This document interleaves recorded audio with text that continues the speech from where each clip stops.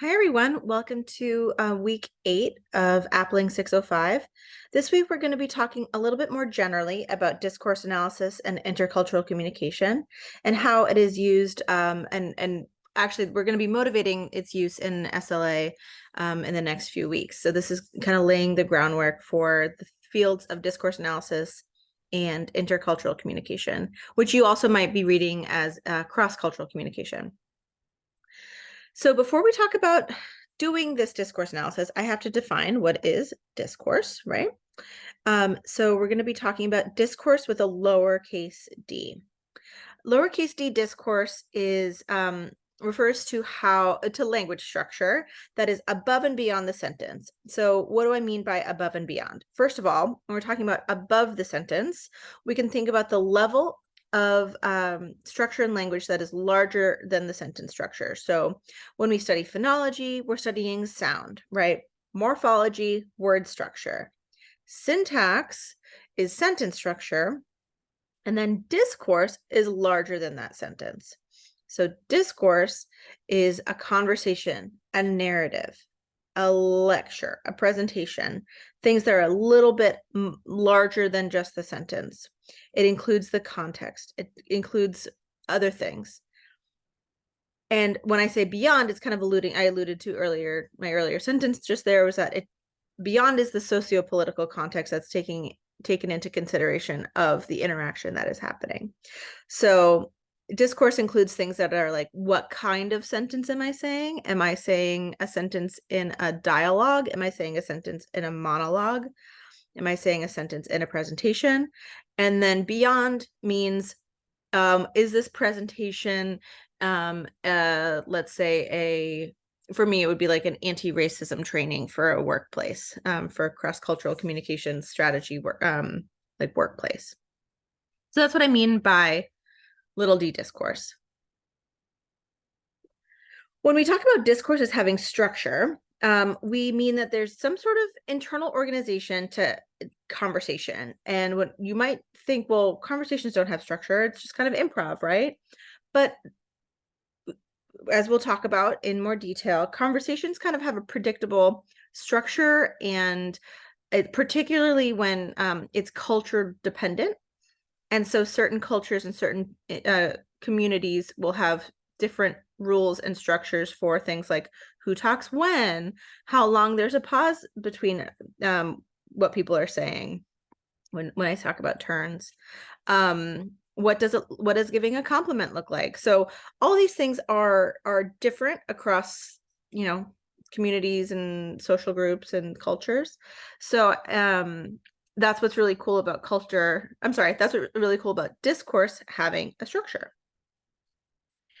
When we do discourse analysis, we're kind of trying to figure out what these social rules are and what these rules allow us to do.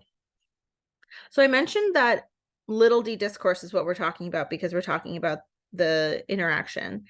Big D discourse is something that you might see in research when you go a little bit further in the program, or if you take more classes in linguistics. Big D discourse is kind of like, like the discourse of academia, the discourse of the law.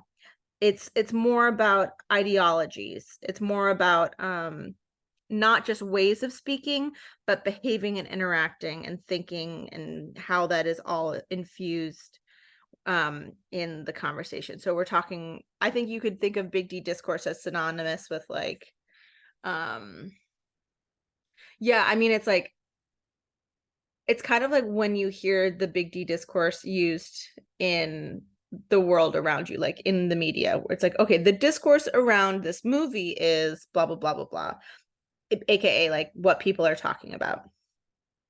I don't want to like overcomplicate it. So if you have any questions about this, please let me know. But for the time being, just remember that we're dealing with little d discourse because we're talking about, the interaction, the type of conversation, and the socio-political context there. So there have been a ton of different models. People have tried to model how these like underlying rules for discourse. And the one that I keep coming back to is Debbie Schifrin's work on the models of discourse structure. Debbie Shiffrin is really famous for her work on discourse markers, and discourse markers are the things that are like little words that we have in our day-to-day speaking where it conveys meaning, but it would be really hard to define. So words like and oh and well or like, yeah, those things are called discourse markers. They mark something in the language that you're using in your little d discourse, and they are, you know, contextually dependent, and they impact they impact the meaning of the sentence. One of my favorite things, and I'll just give you a little spoiler if you're interested, but one of my favorite parts of her findings for the discourse marker O is that it means like a cognitive shift. So if you think about next time you go, oh, it's like, that reminds me, or, oh, I don't know, like it means like it could mean like a, well, actually, or it could mean like a, that reminds me. So it's kind of like a cognitive shift, or like a cognitive like light bulb that goes in your head. I think that's a really cool definition of a term that would be really hard to define otherwise. Okay, so yeah, she developed this model of discourse structure in order to study the function of these little words in language. And so she organized her model of discourse, and she starts with this idea of exchange structure. And so this is how we look at turns, or who speaks when, in multi-party conversation. So we talk about turn taking in previous conversations in this class, where basically like I speak, then there's a natural transition, you speak.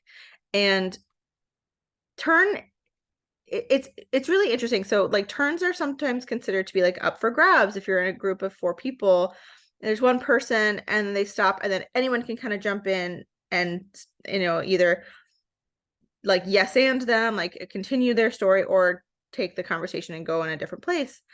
And then if you're 2 people, there's like a understood like a, oh, if I trail off at the end of my sentence, I'm inviting you to then speak.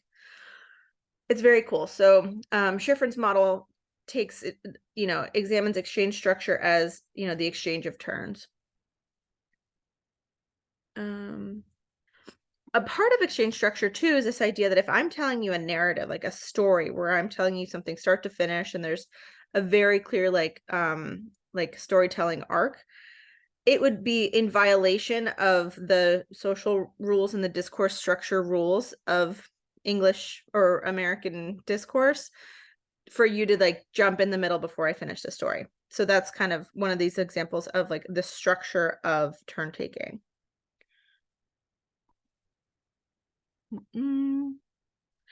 Next, the next level is we talk about act structure, where we're talking about how speech acts are carried out.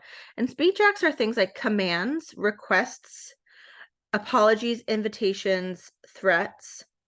And all of these things are like, you know, the utterance themselves has power, has an act that is expected in response. So if I said, pass me the salt, that is a request, or stop that right now, I expect you to stop. That's what a speech act is. So how are these things done is, again, culturally dependent and defined in our discourse structure that we all kind of internalize and understand. And then right. Next, we have idea structure, and that's how we look at how ideas are strung together across turns. So how does a text kind of like cohere together as a whole? The next one we have is information structure, and this is how knowledge and how it's handled by participants in a conversation. So is something common knowledge across the participants, or do I have to give a lot of background about what I'm saying to kind of like support the people's shared knowledge about something? And then, then we have participation framework. And this is basically like the roles of the participants and their relationships to each other. So how is everybody, what are the social and institutional roles at play with the people that are involved in the conversation? So yeah, in the next few slides, I'll be talking a little bit more about the research that is done on these various levels, but we'll talk more and more and more about this. And I'm hoping you're catching, a lot of these are things that if you are learning a language later in life, you're going to have to like hard learn these rules. They're not something that is unless, if they're different from what your native language is, you're going to have to kind of work hard to understand these different discourse structures. So when we're talking about discourse analysis, a lot of questions are like, I get like, what can I analyze? And honestly, it's anything with language in it. So you can talk about casual conversations or presidential debates. There's tons of books on this concept called a linguistic landscape. So things like street signs, billboards, like the language that we see around our life every day.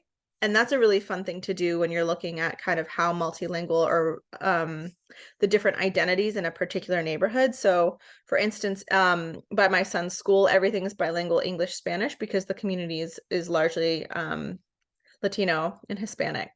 So that's the linguistic landscape of my neighborhood.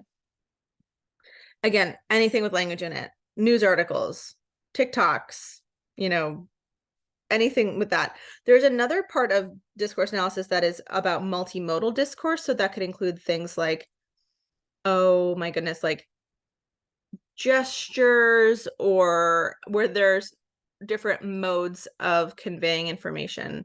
So like arrows on a TikTok to point to certain words, that would be a multimodal, because you've got like dancing, you've got music, you've got text, you've got emojis, you've got signs, you've got pointing.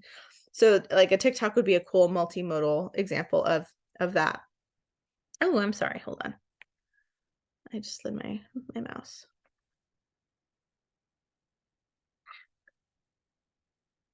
Okay, so when we're talking about transcripts, how we're conveying this very tricky, needle to thread between what you hear to put it into text, you want to take it very seriously and do it very consciously, because understandably there's like, politics behind how you convey something into a text. So I think it's really interesting. I write like, wait, probably I could go on too long about the politics of transcription, because it's basically what my dissertation was about. So more or less, it very much looks like a more detailed movie script, and it takes a super long time. So a good like convention is that it takes about an hour per 1 minute of speech. Yes, sometimes it's shorter, sometimes it's longer, and it totally depends on the analytical focus of the researcher.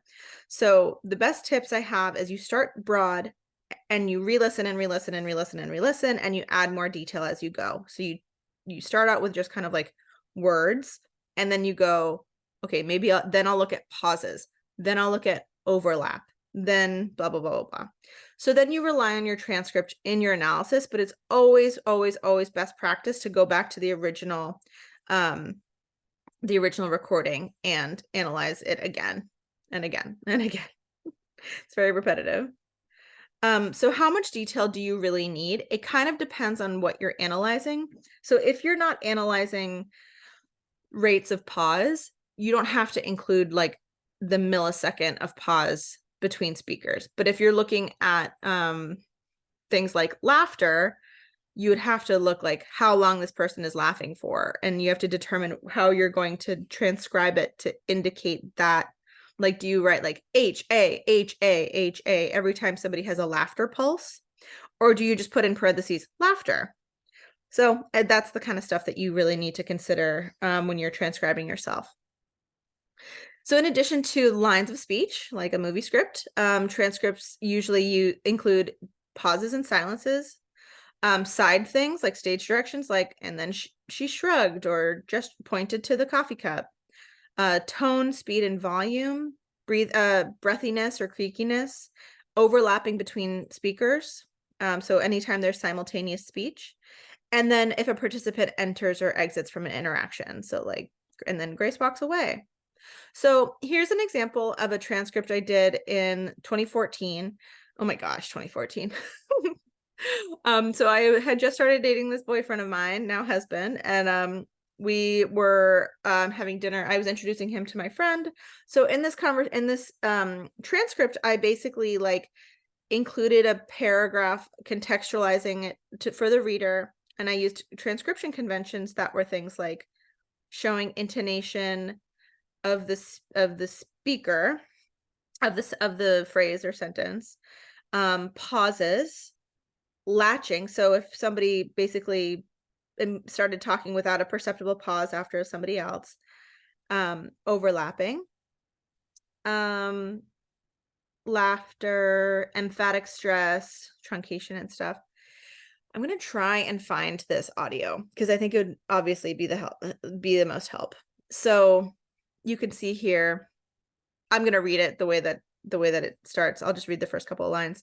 But basically it reads like, she's singing Wrecking Ball, laughter. Well, it's a very catchy song. Ben, sing it back to her. Wrecking Ball, blah, blah, blah. Ha ha ha. She sing. It's just what I wanted. Yeah, we got to go investigate later. If she's still down there, if she's still singing, we got to go take her picture. Okay, hello. When I was in college, my senior year, there was like a vent in the floor so I could talk to the girl who lived below me. Did you guys talk to each other? Sometimes if it needed to like, hey, Maribel, come up here. So that's an example. So I want to give you a few examples of things like, let's see, I have some notes about research there. Oh, you know what? No, it's on my next slide. Sorry. Oh yeah, here. So yeah, when you're talking about discourse analysis, and again, I don't want to spoil it because we're going to be going in super depth later on, but it's so cool. There's tons of classes about it. This is kind of my like other hat that I wear. I teach classes in this area. So when you look at how the act structure is different, or I'm sorry, I keep saying act structure. When you look at the discourse structure a la Schifrin and how it's different in different cultures, that is going to lead to a lot of communication breakdown. So Ron Scollin, a linguist, studied this idea of pause length and interturn pauses. And he looked at Athabascans in Alaska.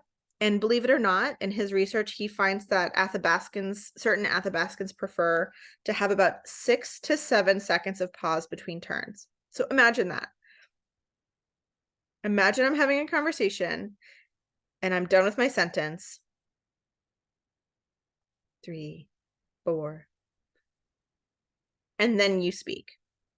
Versus New Yorkers who will overlap and kind of like jump on the next person's jump on the previous person's turn because you don't want to have any perceptible pause. And Bostonians are like this too. You like are showing engagement like that. So when my husband and I started dating, and he's from Kentucky and I was newly from just moved to DC from Boston, I was very much like a rapid fire speaker, and I had to learn that it kind of like took him back a little bit because he thought I was steamrolling, which is very common. Another one that's really interesting is complement structure in Egypt. So I think I've mentioned a few times that, my family spent a lot of time in Egypt growing up. And if you compliment somebody in Egypt, they will give you the thing. Oh my gosh, I love your scarf. The next day, that will be your scarf. My mom had this, coworker where she always tells a story, like she had this coworker in the 80s or 90s, like had these tights that were embroidered with like lots of like filigree flowers and stuff. And she caught my mom staring at them, and my mom said, "Oh, no, I love your tights." The next day they were washed and folded and put on my mom's desk. And she was like, "No, I didn't actually want them." Because like in American discourse, compliments are kind of like social lubricant to like make people like each other or ingratiate yourself to somebody, or be like, "Oh, you caught me staring at this like funny looking thing. I'm gonna compliment them, so I have to say something." But in Egyptian culture, it's kind of an implicit it's an implicit request for the item. And you have to really like double down and be like, I do not want this. Thank you so much. And you have to say it like at least 3 times to really get the point across. But yeah, it's very interesting. Oh, man, that happens so many times because it's such a knee-jerk reaction to like connect with somebody in American culture to be like, oh, I like that ring. It's yours. No, no, no, I don't actually want it. I just wanted to tell you that I like it. Okay, no, feel free to have it. Like they're so hospitable and great. And then another thing is like academic versus business writing. That's a little bit more about how you convey information, and business writing, a lot of the time it's like boom, boom, boom. You got your main point, you've got your like, you don't need a lot of filigree, you don't need a lot of like filler. Oh, I don't mean filigree. Filigree, sorry. I just mean you don't need a lot of filler. Academic writing a lot of the time is like, take me on a journey, tell me start to finish, make it seem like, you're taking the reader on your own like logical journey. Yeah. So it's very cool to think about the research that's done between all these different levels of discourse structure. And of course, we'll be looking at that in a lot more detail coming up. So I'll leave you there. Next week is when we start the student presentation. So I'm really excited about that. And I'll update you all with the upcoming list of assignments and things to look out for in the next coming weeks. All right, everyone. Thank you so much. And I'm looking forward to seeing what you have to say about this week. All right. Have a good day.